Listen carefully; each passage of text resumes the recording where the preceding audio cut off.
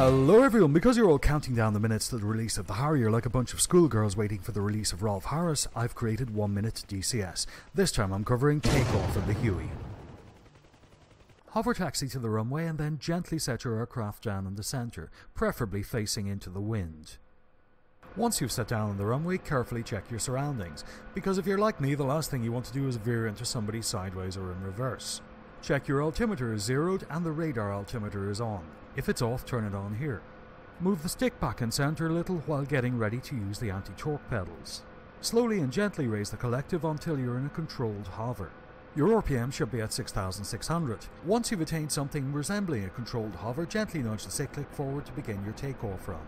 Use the anti-torque pedals to try keep the nose pointing in the same direction you're travelling in. It's easier that way.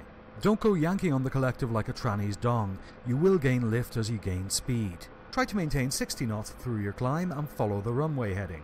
When you enter normal flights, you need to understand the safe areas and limits of operation. To highlight this, I've created a little chart illustrating the areas that will either fuck you or drag you into the ground. Flying the Huey is a lot like how I imagine it is for the manager of Rolf Harris. It's a balancing act. In the Huey, it's about balancing collective, cyclic and anti-torque. For Rolf's manager, the balance is between encouraging the artistry, discouraging his penchant for sticking his didgeridoo in teenage girls, and totally discouraging any further heinous crimes against music. On that note, I thank you very much for watching. Please don't forget to dislike or tell me to go fuck myself below.